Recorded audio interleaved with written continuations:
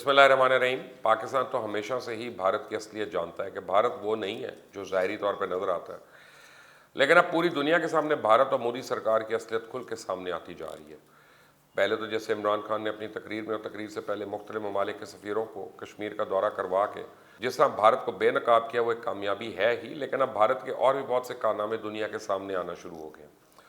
मोदी सरकार की चोरी पकड़ी गई और अब पूरी दुनिया के सामने ये बात अयां हो गई है कि अमन दुश्मन भारत दहशतगर्दों का सहूलतकार और मनी लॉन्ड्रिंग करने वाला एक बड़ा मुल्क है। खुद अमरीकी वजारत खजाना की खुफिया फाइल्स ने भारत के बैंक्स का भांडा फोड़ दिया और पूरी दुनिया को बता दिया कैसे भारतीय बैंक्स के जरिए $1.5 अरब जायद की मनी लॉन्ड्रिंग की गई है। और अब ये सिर्फ इल्ज़ामात नहीं बल्कि इन फाइल्स में तमाम तर सबूत भी मौजूद है जिनको अब मोदी सरकार झुटला नहीं सकती। फाइनेंशियल क्राइम्स नेटवर्क की जो एक रिपोर्ट सामने आई है उसके मुताबिक 2011 से 2017 के दौरान 3,201 गैर कानूनी ट्रांजैक्शंस के जरिए मनी लॉन्ड्रिंग की गई। इनमें तमाम भारतीय बैंक्स की मशकूक सरगर्मियां सामने लाई गई और ये भी बताया गया कि नवादरात यानी सोने और हीरों की स्मगलर्स किस तरह से मनी लॉन्ड्रिंग में मुलव्वस रहे। इसके अलावा बैंक्स की मुल्की ब्रांचेस कैसे फंड वसूल करके आगे भेजती रही और कैसे आईपीएल में भी मनी लॉन्ड्रिंग के जरिए काले धन को सफ़ेद किया गया। और इसके अलावा फाइनेंशियल क्राइम्स नेटवर्क की रिपोर्ट में ये भी बताया गया कैसे भारत की जानिब से मनी लॉन्ड्रिंग के जरिए खित्ते में दहशतगर्दों की माली मुआवनत की जाती रही। और इस तमाम कार्रवाई में भारत की कि कोई एक या दो बैंक मुलव्वस नहीं थे, बल्कि ये 44 इंडियन बैंक्स हैं जो कि 1.53 बिलियन डॉलर्स की मनी लॉन्ड्रिंग में मुलव्वस पाए गए। इनमें Punjab national bank, Kotak Mahindra, HDFC, Canara bank, IndusInd bank, bank of Baroda, ये सब शामिल हैं। और ये सिर्फ वो रकम है जो कि भारतीय बैंक से मनी लॉन्ड्रिंग करके अमेरिकन बैंक्स को भेजी गई। बाकी ममालिक के साथ क्या मामलात हैं अभी उसके बारे में कुछ नहीं कहा जा सकता, लेकिन जो मुल्क अमेरिका के इतने सख्त कवानीन के बावजूद ये सब कुछ कर सकता है, तो आप सोच लें कि बाकी के ममालिक में भारत ने क्या कुछ नहीं किया होगा। अब सोचने की बात है इतनी ज़्यादा रकम आई कहाँ और गई कहाँ और किसने किस मकसद के लिए इस्तेमाल किया। तो इस हवाले से रिपोर्ट में ये भी बताया गया कि मनी लॉन्ड्रिंग का ये पेशा दहशतगर्दी, मनशियात और माली फ्रॉड में इस्तेमाल हुआ। और ये सब वो बातें हैं जो पाकिस्तान साल साल से भारत के बारे में दुनिया को बावर करवाने की कोशिश कर रहा है। सवाल ये है कि अब FATF कहाँ है, इंडिया को कलअदम सरगर्मियों की इजाज़त क्यों दी गई, क्या अब आलमी इदारे इंडियन सिक्योरिटी इस्टेब्लिशमेंट की जानिब से इलाकाई दहशतगर्दी का नोटिस लेंगे, क्या अब इंडिया को FATF के लिए ब्लैकलिस्ट नहीं होना चाहिए। अक़वाम मुत्तहिदा की हालिया रिपोर्ट में केरला और आसाम में दहशतगर्द गिरोहों की मौजूदगी की पहली निशानदेही हो चुकी है। भारतीय रिटायर्ड मेजर ग्रोव आर्या पाकिस्तान में दहशतगर्दी के लिए रकम की तरसील का इंकशाफ भी कर चुका है। और तो और गिरफ्तार जासूस कुलभूषण यादव भी पूरी दुनिया के सामने अपने बयान में पाकिस्तान में भारत की रियासती दहशतगर्दी का एतराफ़ कर चुका है। इसलिए पाकिस्तान के पास अब एक गोल्डन मौका है कि वो इसका पूरा फ़ायदा उठाए, अब भारत के खिलाफ FATF और दूसरे फोरम से आवाज़ उठाए और दुनिया के सामने भारत के मकरू चेहरे को बेनकाब करे कि कैसे भारत पैसे के जोर में पाकिस्तान के अंदर फ़िरका वारियत और दहशतगर्दी को फ़रोग देता है।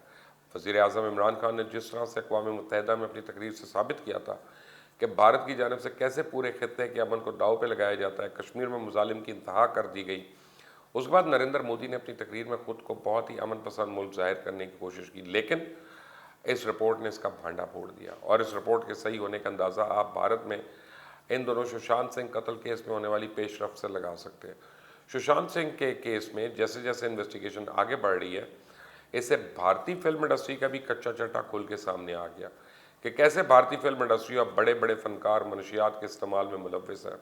सारा अली खान, श्रद्धा कपूर और दीपिका पादुकोण तक से पूछगिछ की जा रही है, इनके मोबाइल फ़ोन जब्त कर लिए गए हैं।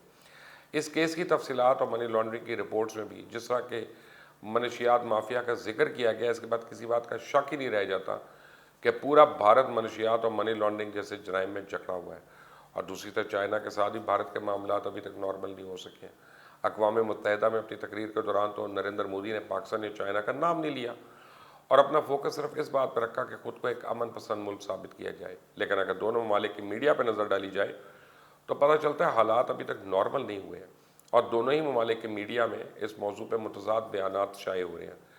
चाइनीज़ न्यूज़पेपर ग्लोबल टाइम्स ने एक रिपोर्ट शाये की जिसमें कहा गया कि इंडिया की जानिब से चलने वाली गोली के खौफनाक नताइज होंगे, क्योंकि इंडिया चाइना के साथ कशीदगी कम करने पर रजामंदी का इजहार कर चुका है।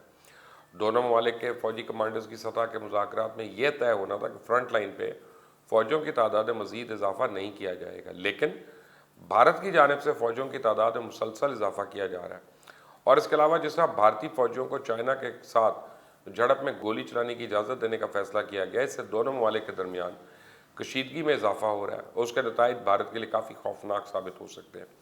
अब भारत के जंगी जुनून को देखते हुए यही अंदाज़ा लगाया जा रहा है कि अगर गोली पहले चली तो भारत की जानिब से चलेगी, लेकिन इसके बाद उसे तैयार रहना चाहिए कि अगर इसने ये गलती की तो चाइना कभी भी आराम से तो नहीं बैठेगा और भारत को ईंट का जवाब वो बहुत बड़े पत्थर से देगा।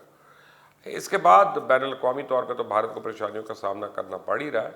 साथ साथ मोदी सरकार की अंदरूनी मुल्की पॉलिसीज़ जो हैं उनको अपोजिशन जमातों ने ना सिर्फ सवालिया निशानात उठाने शुरू कर दिए बल्कि हुकूमत से अलहदगी भी इख्तियार की जा रही है। भारत में किसानों से मुतल्लिक मुतनाज़ कानून की मंजूरी पर सिखों की जमात जो है उसने एहतजाज के तौर पर भारतीय हुक्मरान इत्तेहाद से अलहदगी इख्तियार कर ली। अब पार्टी सदर सिख बीर सिंह का कहना है कि भारतीय हुकूमत ने फसलों को कानूनी तहफ़्फ़ुज़ देने से इनकार किया, उसके बाद शिरोमणि अकाली दल NDA का हिस्सा नहीं रह सकती। उनकी पार्टी ने यह फैसला भारतीय जनता पार्टी के हट धर्म रवैये, किसान और सिख के मसाइल पर वफाकी हुकूमत की बेहिसी के नतीजे में किया। हालांकि ये जमात वो है जो कि BJP की सबसे पुरानी इत्तेहादी जमातों में से है। इस सारी सूरत हाल में मोदी सरकार को चाहिए पहले अपना घर संभालें, लोगों के मसाइल हल करें, किसान जो कि आपकी मईशत को मजबूत करते हैं उनका इस्तेसाल मत करें, मुल्क को मनी लॉन्ड्रिंग और मनशियात जैसी लानत से छुटकारा दिलाएं और इसके बाद किसी दूसरे मुल्क से पंगा लेने का सोचें। मेरा मैसेज मोदी को पहुंचा दें। अल्लाह हाफिज़।